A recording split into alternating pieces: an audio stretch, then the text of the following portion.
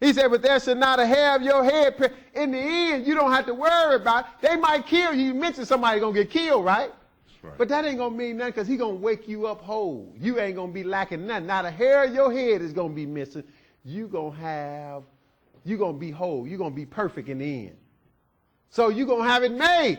Just like he just talked about those people who had been killed. He said, look, they got it made. They got white robes. It's just not time for them to get them now because they got to sleep a little season until the rest of their brothers get killed. So some more even got to die. Just like we know from right now, it's plenty got to die. Because the word is just getting started up. And when this word really take hold in the world, it's going to be a killing season. So that's what you're going to have to really need some patience for. But again, if you can't deal with little small stuff in your life right now and be patient and deal with it, you're going to have a hard time dealing with when the real trouble starts. When the big hard times come and you need some patience for that. That's why James told you, let patience have a perfect work. Use the things in your life now to exhibit and learn some patience. So you will be better off when some bigger stuff comes. So that's what he's talking about. He said, you're going to be hated, verse 17, of all men for my name's sake, but there should not a hair of your head perish. Verse 19. In your patience possess ye your soul. Oh, he summed it up. He said, in your patience possess ye your soul. That's a big statement, isn't it? Yes, sir. He said, you got control of it, but you go in your patience. That's what it's going to take. Now, we almost done. Revelation 14. Back to Revelation. Back to Revelation. Revelation 14.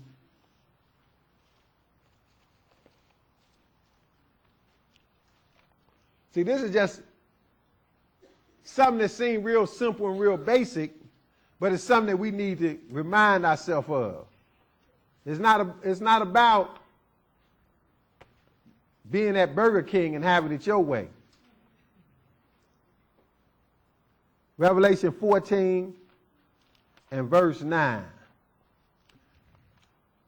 But we're going to get it our way. What we are trying to do is make it to the end. That's when we're going to get it our way. That's what I want. And it's going to be so much your way, it won't never end. It's going to be so much our way then. So that's what we're striving for. I want it my way too, but I want it all my way. Revelation 14 and verse 9. Go ahead. And the third angel followed them, saying with a loud voice, if any man worship the beast and his image, and receive his mark in his forehead or in his hand, the same shall drink of the wine of the wrath of God, which is poured out without mixture, into the cup of his indignation. And he shall be tormented with fire and brimstone in the presence of the holy angels and in the presence of the Lamb. See, now again, this is future.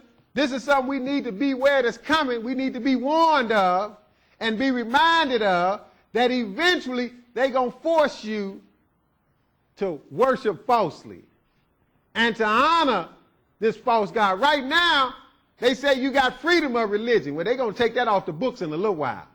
You ain't going to have no freedom. You're going to be forced to sin against God, to worship this lie that's already before. See, right now it ain't no problem because practically everybody going along with the status quo. But see, they're going to have to do this because we're going to be teaching people not to go along with the status quo. Just like we telling people now, Christmas don't have nothing to do with Jesus. You shouldn't do it. And more people listening. But when enough people listen to all the powers that be, they're going to rise up then. They're going to have to do something about that because they ain't going to lose the people that they got listening to them.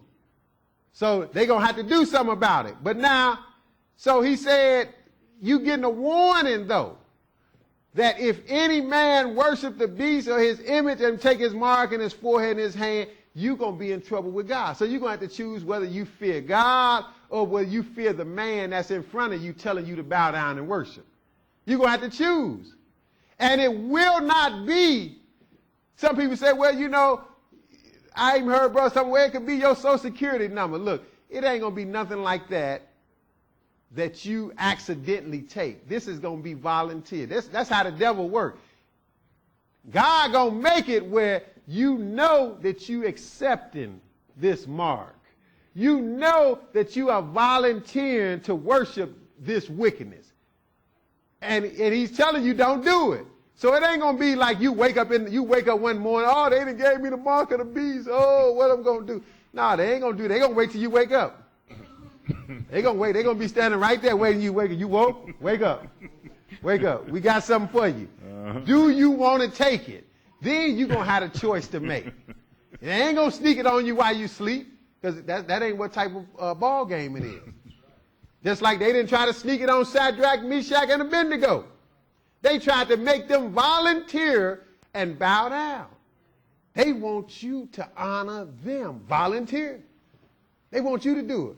And if you got enough nerve to defend, that's when they're going to say, look, we're going to kill you. And you're going to have a choice to make then. But that's going to take some real patience, isn't it? That's right. You're going to have to choose who you fit. Right now, you can straddle the fence right now.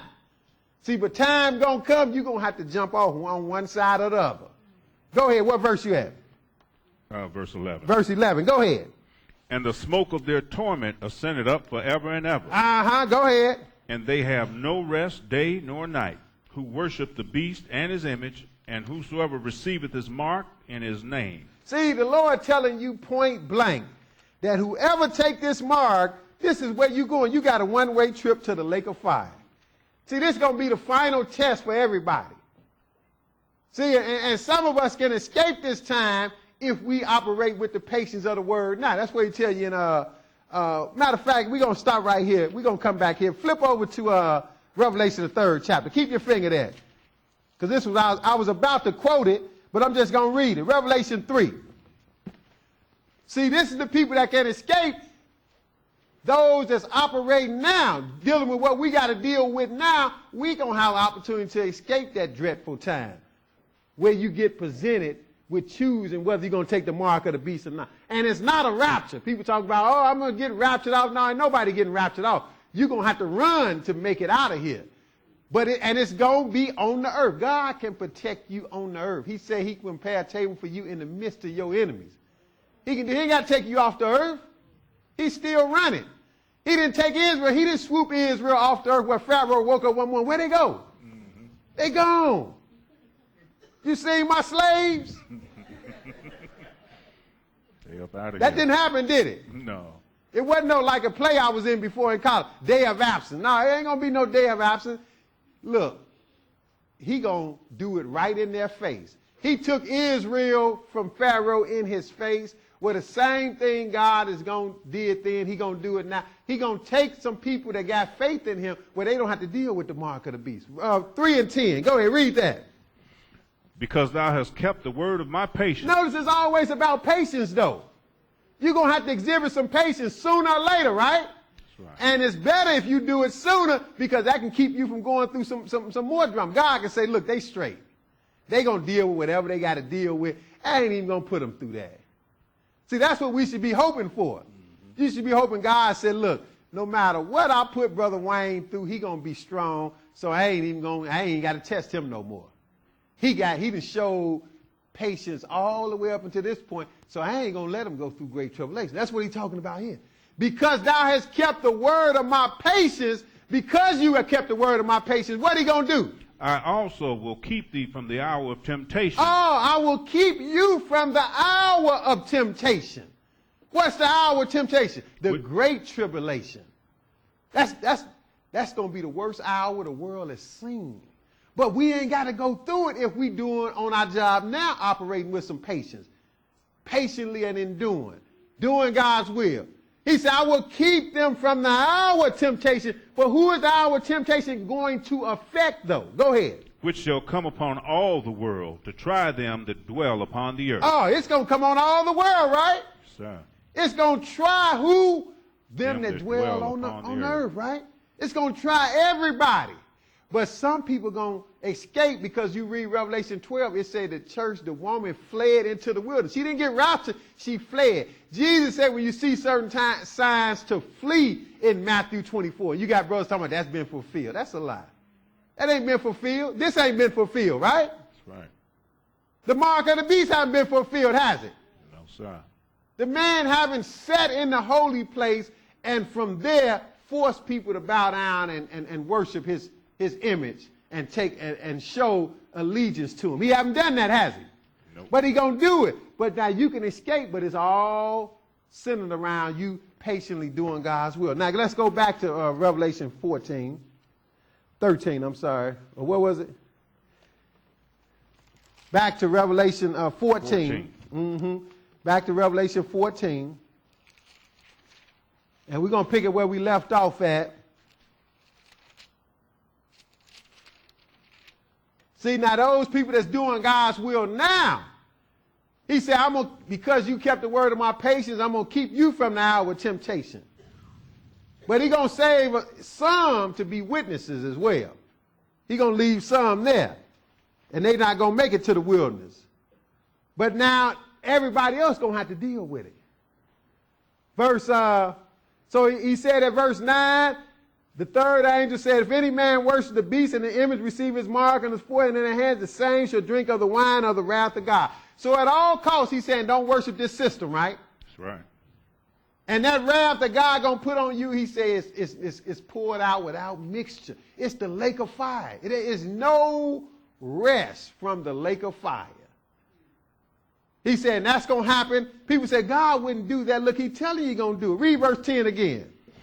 The same shall drink of the wine of the wrath of God, which is poured out without mixture into the cup of his indignation. Go ahead, see, that's what you're going to get. You're going to get the drink of this cup, which is no chaser with it.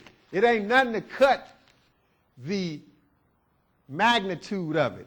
It is pure wrath. Go ahead. And he shall be tormented with fire and brimstone in the presence of the holy angels and in the presence of the Lamb. See, he said, you're going to be tormented.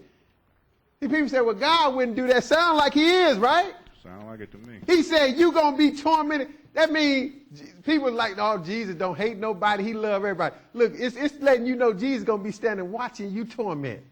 Probably smiling. You happy now? That's what he said, right? He shall be tormented with fire and brimstone in the presence of the holy angels and in the presence of the Lamb. That means the Lamb going to be watching you torment. See, he ain't the Lamb like everybody done heard. Love everybody, right? Verse 11. And the smoke of their torment ascended up forever and ever. See, the smoke of their torment lasts forever and ever. That means there's no end to this torment, is it? Go ahead. And they have no rest, day nor night, who worship the beast and his image. Now, how you going to tell me the lake of fire is not eternal? It's not everlasting. When he's telling you point blank, you don't get no rest, day nor night. So he's giving you a stern warning to deal with this. Don't go along with it, right? Mm-hmm. Fear God. But that's going to take some real patience, isn't it? Because they're going to be talking about killing you if you don't bow down. Just like, again, Azariah, Hananiah, Mishael, whose slave names were Shadrach, Meshach, and Abednego, they gave them a chance to get off the hook. They said, look, all you got to do, we're going to be cool, man. We're going to be cool. We'd be cool if you just bow down to my image. I'm going to play the music. You bow down. Everything will be cool. It's okay. And they still wouldn't do it. They said, no, we don't want it to be cool. We ain't bowing down. We don't want cool. We want to serve God. We don't want to offend our God. We not bowing down. And they told the king, they said, look, king, we ain't got to think about it. You ain't got to play no music. Skip that. Put us in the fire. We ain't doing it. See, that's some faith, though. But now, verse 11, say the smoke of their torment ascended up forever and ever, and they have no rest day nor night who worship the beast and his image, and whoso receive the mark of his name. You ain't going to get no rest. So what is that going to take on your part? Here is the patience of the saints. That's what he said, verse 12. Read it again. Here is the patience of the saints. See, here is the patience. That's going to take some show enough patience, isn't it? The man standing over you with a sword said, bow down. And in the back of your mind, you know God said you're going to hell if you do. That's the old saying, a rock and a hard place, is it? Mm-hmm. Well, you better trust in the rock. God is the rock. Amen. Trust in him. Because he got eternal damnation. That death that the man put you in, it's only going to last for a moment. Now we know why it says some people going to get slain for the word of God, though, right? See, people need to know this and beware of this and gird up for this. Here's the patience of the saints. What?